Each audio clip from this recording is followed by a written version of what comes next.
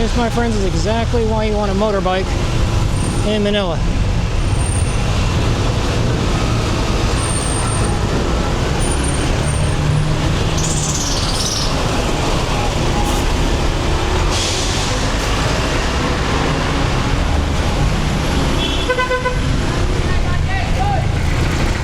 All right, my friends, welcome back to the channel. I'm Brian, and today we're going to talk about my 2023 Honda ADV 160 motorbike that I purchased here in the Philippines.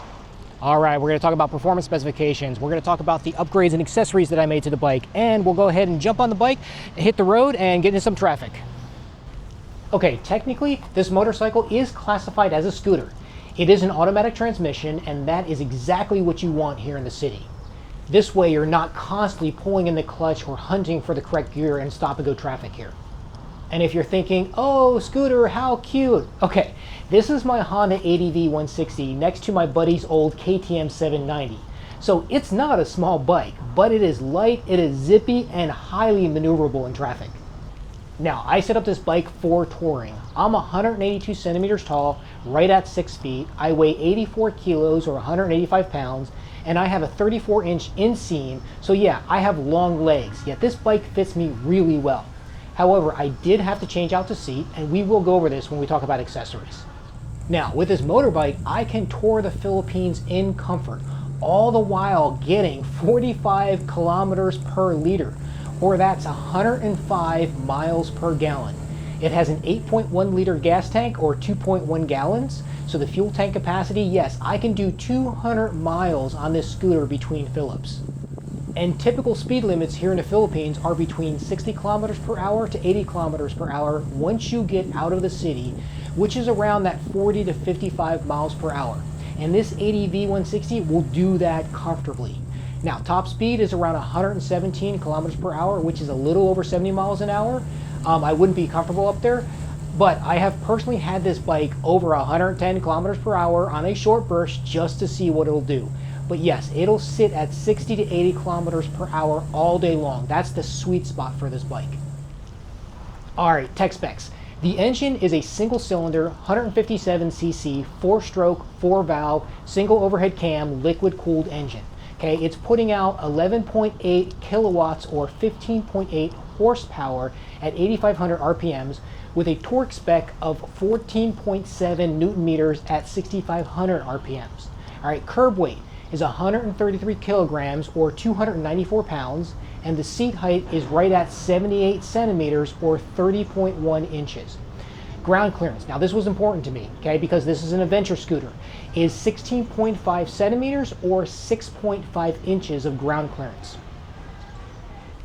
All right, the bike comes with Showa front telescoping forks with 5.1 inches of travel and Showa dual rear shocks with 4.1 inches of travel. It has wave disc brakes, both front and rear, with a single channel ABS on the front only and traction control on the rear with the Honda selectable torque control that you can turn off. So if you want to actually slide the back tire, you can. Transmission is a CVT belt drive. It's a V-matic again, an automatic transmission. It has full LED lights, okay, electronic start with a keyless fob, and a huge 30-liter locking under-seat storage capacity. And my price out the door here in the Philippines that I purchased this last year to include all taxes and 3 years of registration was 167,890 pesos, or just under $3,000 at 2,930 US dollars. Okay, upgrades and accessories. The two major upgrades I did to the bike are on the suspension and lighting. Now, for suspension, I went to AV Moto Tuning up in Caloocan, north of Quezon City, here in the Metro Manila area. An absolutely wonderful shop, family owned. I met both the father and son working the business, and I can highly recommend them. For the front suspension forks, I had the oil replaced and tuned for their level 2 city touring package, and stainless steel lock rings installed. They offered 3 different packages for the ADV 160. They called level 1 enhanced from stock, level 2, which was the one I got, city touring, and level 3, which is more stiff, a sport style suspension setup. All right, for the rear suspension, which was my primary focus, I went with the Pro Fender X Series fully adjustable shocks that comes with 2 sets of springs, and I had the firm set of springs installed for my weight. And again, given my weight is 84 kilograms, and when I add luggage when touring around, or if I had a rear passenger, I wanted rear shocks with preload, and that's the one unfortunate thing with the Honda ADV stock. It does not come with shocks in the rear that offer preload. So that's why I switched over to these Pro Fender X Series. All right, so these shocks, these Pro Fender X Series shocks, they also come, like I said, with preload, but they also are fully adjustable both on compression and rebound, with an easy number system that I can dial in myself for different riding conditions. So when it's just me on the bike, I dial in 2 clicks of compression and 2 clicks of rebound. And when I add a heavy luggage for touring, then I just reach down there and I dial in 8 on the compression and 4 on the rebound, all the while keeping the preload set the same place. So I don't have to mess with preload at all. I just changed those 2 settings, okay? Now, at the time I installed these last year, I paid 21,500 pesos for the Pro Fender X Series rear shocks, which comes out to be $375, and that's just the shocks alone. Okay, all work combined, installation, the upgrade to the front suspension, to that level 2 touring setup, out the door pricing cost me right at 26,000 pesos, so $460 US to have a complete suspension redone on this bike, and it's perfect. All right, next let's talk about lighting and horn upgrades. Okay, John D. Capone's my electrician here in Manila, who's just absolutely fantastic. He installed 2 sets of lighting packages, a dual horn selectable setup with a rapid fire horn option, and also a passing flashing switch, right, for the ADV 160. All right, now John did this installation on site, actually at my Airbnb at the time, and there is no cutting, no splicing. It's a clean installation, so it does not void the warranty. And I'll tell you, I watched him work as an electrical engineer himself, and he is excellent, absolutely professional, and a very skilled electrician. Now, I had John install a black powder coated steel metal lighting bracket that the TDD Ranger Mini Cube 60-watt lights mounted on. These are white yellow light combinations. There's 7 lighting modes for these lights, and he installed a 3-way selectable switch on the handlebars. Now, tucked under the front fairing are 2 Senlo X1 Plus premium LED 60-watt dual white yellow lights. They're on their own separate rocker switch, so I have independent control over either lighting setup. Now, John also installed twin PIAA car horns and a horn selector switch that I can go back to the stock horn. So I still have the beep beep scooter horn, but at a push of a button, I can switch that over now to twin car horns that also fires off the Mini Cube Light spotlights when I hit that horn. And it also has a rapid fire, so if I hold down that the horn button, it'll fire off rapidly the car horns and the spotlight to get any attention. All right, so let's look at some quick lighting rundowns. Here's the stock low beam, now high beam, switching back and forth between low and high, stock. Now we're going to do the TDD Cube floodlights right on the side. There's the big floods. All right, now the lower rectangular lights right there in white. Now switch this over to lower rectangular in yellow. There we go. All right, this is what I use in the rain all the time for visibility. Okay, now the cube lights, floodlights in combination with the rectangular. Let's take a look at those. So there's the floods and the rectangulars. All right, now shut those off, and now let's go to the X1 Plus lights in yellow. All right, there's the yellow, and then I'll flip the rocker switch to white. There's the white. All right, now let's turn on the rectangular yellow with the X1 Plus. There we go. Yep, there we are. The yellow on all of them, and then I'll switch the X1 Pluses to white. So I have a ton of different combinations that I want to use. And there we go. All right, so now here is the full combination. And now what about passing? There's my passing flashers with the white spots. Now let's switch over to horn. All right, there's my little bump of the beep horn. There's my beep beep stock horn. Now I'll hit this horn selector switch. I'll turn on the dual car horns. All right, you'll notice it fires off the spots with the car horns. All right, and last I'll hold down the horn button. There's the rapid horn fire with the spotlights, and yeah, that is to get attention. Okay, now my number one requirement for all my upgrades was not to increase the width of the motorcycle. My goal was to keep everything as narrow as possible so I can still squeeze through traffic.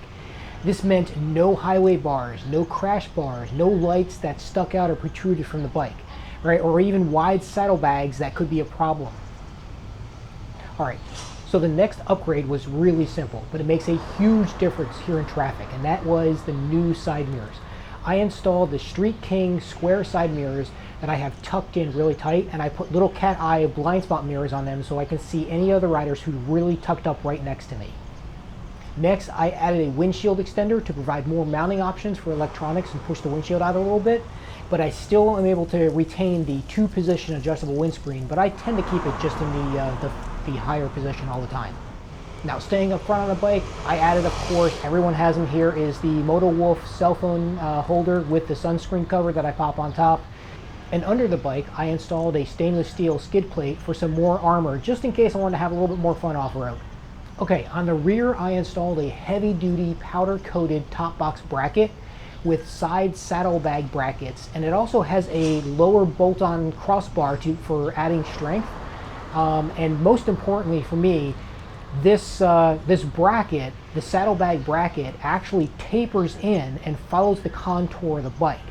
So it's perfect. Again, it's not going to stick out, and it's great because I have soft saddlebags that I clip on here, and they're tucked right into the bike, so I don't have those sticking out really that far.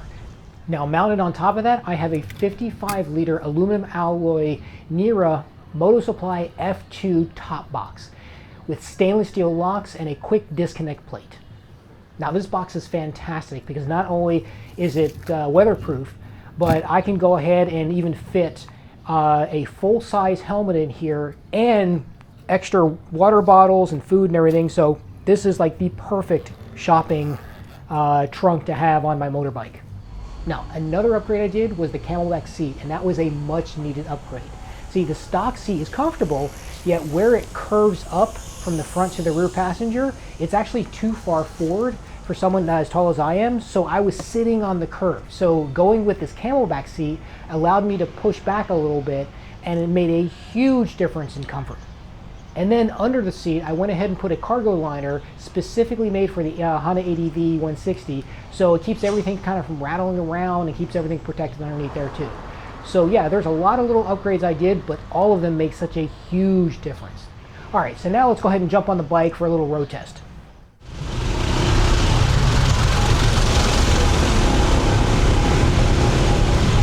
This, my friends, is exactly why you want a motorbike in Manila.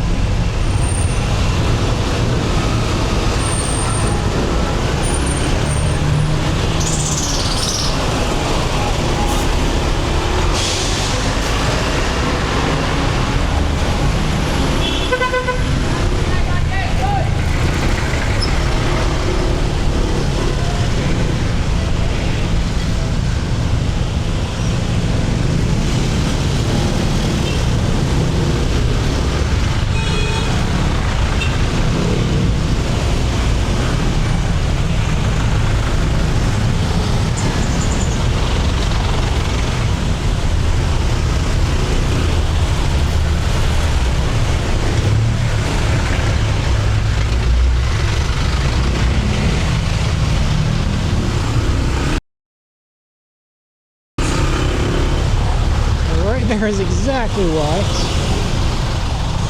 I have small mirrors.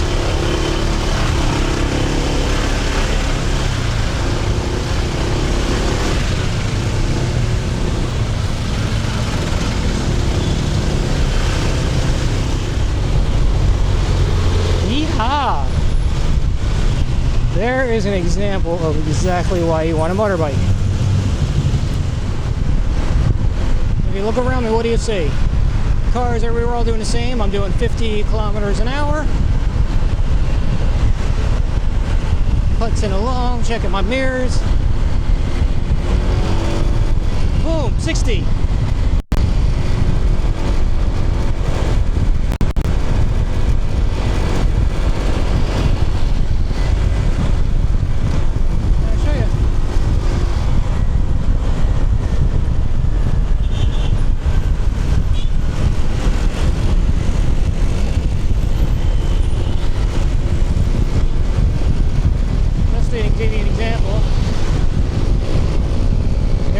kilometers an hour.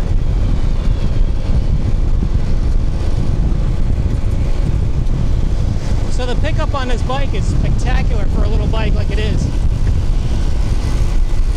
I can sit here all day and cruise at 70.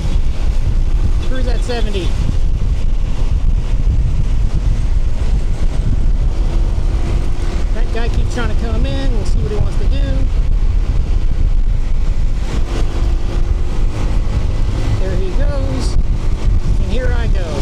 75, 76. My friend, there's 80 kilometers an hour.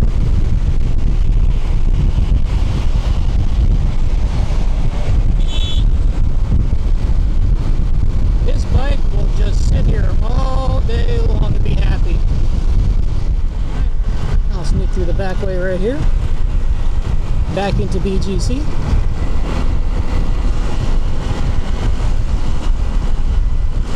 And there you have it, my friends. This is my little Honda ADV 160. I hope you enjoyed the video. I know I sure like making it. Please comment in the comment section. Give me your thoughts. Like, subscribe, and I will see you all in the next video. Take care, my friends.